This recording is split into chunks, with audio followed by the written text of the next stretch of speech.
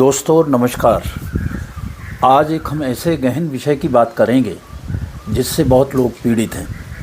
एक सेक्शन है 498 ए आईपीसी का। अगर भारत की हिस्ट्री में, आज़ाद भारत के इतिहास में सबसे ज़्यादा दुरुपयोग करने वाले जो धाराएं हैं उनमें से एक है 498 ए, जिसमें उत्पीड़न महिला का होता है। तो वो जो वाइफ है वो हस्बैंड के ख़िलाफ़ करती है मुकदमा दर्ज, और फिर पूरा एक ऐसा सिस्टम शुरू हो जाता है कि जिसमें काफ़ी प्रताड़ित होते हैं जो हस्बैंड की फैमिली है। तो एक पीछे अभी मुकदमा आया Achin Gupta versus state of Haryana supreme court में, और सुप्रीम कोर्ट की जो बेंच थी उसमें जस्टिस जे.बी. पारदीवाला और जस्टिस मनोज मिश्रा ने एक बहुत ही ऐतिहासिक फैसला 498 ए के बारे में दिया। अब 498 ए जो है उसका दुरुपयोग बहुत हुआ है, ये सब लोग जानते हैं। मैं ये नहीं कह रहा हूँ कि सारे ही केस जो है गलत हैं, पर 90% मामले ऐसे हैं कि जो 498 ए के गलत हैं। जैसे ही कुछ बात हुई तो महिला ने जाके और 498 ए का मुकदमा दर्ज कर दिया।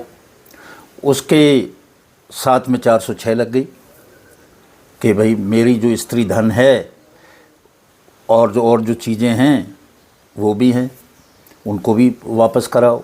अगर 7 साल के अंदर है तो डोरी एक्ट भी लगा दिया। तो ये सब चीज़ें लगा दी जाती हैं और एक प्रेशर बिल्टअप किया जाता है। अब सुप्रीम कोर्ट के जो 2 महान विद्वान जजेस थे, उन्होंने कहा कि भाई आप नया कानून लेके आ रहे हो, भारतीय न्याय संहिता लेके आ रहे हो जो जुलाई में लागू हो रही है 1 जुलाई से। तो कम से कम जब आपको पता है कि इस सेक्शन का बहुत दुरुपयोग हुआ है 498 ए का, तो आप इसको ज़रा सुधारो और इसका दुरुपयोग ना हो ऐसा कुछ करो। अब दुरुपयोग कैसे नहीं, इसमें एक सजेशन ये हो सकती है कि जो झूठा केस दर्ज कराए और ये साबित हो जाए कि झूठा है तो उस महिला के खिलाफ भी उतनी सज़ा दी जाए। काहे को इतना प्रताड़ित करके भी और फिर उनको छोड़ दिया जाए। तो ये एक केस था। उस केस में ये हुआ कि उन्होंने जो अंकित अचिन गुप्ता थे, उन्होंने हरियाणा जो हाई कोर्ट है, हरियाणा पंजाब हाई कोर्ट है, उसमें इस एफआईआर को क्वैश करने के लिए, रद्द करने के लिए अपील की कि साहब ये जो एफआईआर है ये गलत है। और जो हरियाणा हाई कोर्ट था उन्होंने इनकी बात को नहीं माना, तो उन्हें फिर सुप्रीम कोर्ट आना पड़ा। सुप्रीम कोर्ट ने हवाला दिया कि भाई एक पहले भी ये केस है Bhajanlal versus state of Haryana, उसमें साफ तौर पे कहा गया कि अगर कोई गलत एफआईआर दर्ज कराती है तो उस एफआईआर को क्वैश कर सकते हैं हरियाणा में, हाई कोर्ट में उसको क्वैश कर सकते हैं। तो ये करना चाहिए था, इसमें क्यों नहीं किया गया? और तो इसमें उन्होंने क्वैश तो कर ही दिया।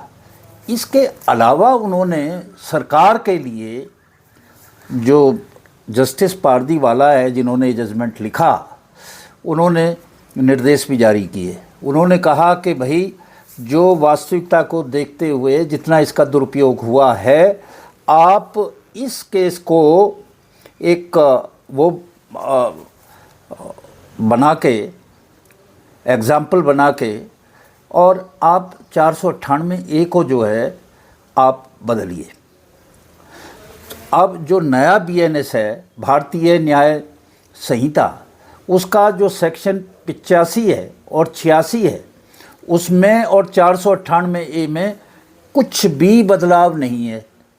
जैसी लैंग्वेज उसकी है वही लैंग्वेज यहाँ पे लिख दी। भाई ये क्या किया आपने? आपको पता है कि ये सेक्शन का दुरुपयोग हो रहा है, तो फिर आप इसको बदलिए, इसमें इस तरह से प्रोविज़न करिए कि इसका कोई दुरुपयोग ना हो। इसमें अगर कोई गलत काम करता है तो उसके खिलाफ भी कुछ कार्रवाई हो जिससे इसका दुरुपयोग रोका जा सके। और उन्होंने कहा कि ये जो लिखित फैसला है इसको रजिस्ट्री जो है सुप्रीम कोर्ट की उसको आदेश दिया कि आप इसको जो केंद्रीय कानून सचिव हैं उनको भेजिए, जो गृह मंत्री हैं उनको भेजिए, जो गृह सचिव हैं उनको भेजिए, और जो न्याय के हैं कानून मंत्री हैं उनको भी भेजिए, और भेजकर इसमें कम से कम अब तो बदलाव कर लो। इतने लोग दुखी हैं। हमने बहुत सारे उदाहरण देखे हैं, आप भी देखते होंगे कि इसका क्या दुरुपयोग हो रहा है। एक औरत अपने बूढ़े सास ससुर की सेवा नहीं करना चाहती और वो दबाव बनाती है फिर 498A में, और 498A में सबको लपेट लेती है। उसकी जो ननंद है उनको लपेट लेती है, चाहे वहाँ ना रहती हों। वो बूढ़े माँ बाप को लपेट लेती है, सबको लपेट लेती है और मजबूर कर देती है। मैंने तो यहाँ तक ऐसे भी केस देखे हैं कि एक केस में तो हद हो गई कि उसने शर्त रखी, लड़की के पिताजी ने शर्त रखी कि मेरी लड़की अलग रहेगी और हस्बैंड के साथ भी नहीं रहेगी, परिवार के साथ तो रहेगी ही नहीं, हस्बैंड के साथ भी नहीं रहेगी, वो जो है अकेले रहेगी और उसका आप सारा जो है मेंटेनेंस आप देंगे। और जब ये प्रेशर आता है तो उसमें झुकना पड़ता है।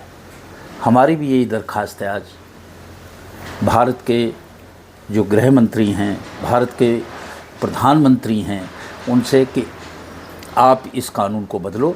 अगर किसी के साथ गलत हो रहा है तो ज़रूर उसको रियायत मिलनी चाहिए, उसको रिलीफ मिलनी चाहिए, पर यह ना हो कि इसका इतना दुरुपयोग हो कि बेचारा पति पिसता रहे और उसका परिवार पिसता रहे और इस सेक्शन की आड़ में वो कुछ और ही कराना चाहते हों। आज इन्हीं शब्दों के साथ मैं आपसे विदा लेता हूँ। नमस्कार।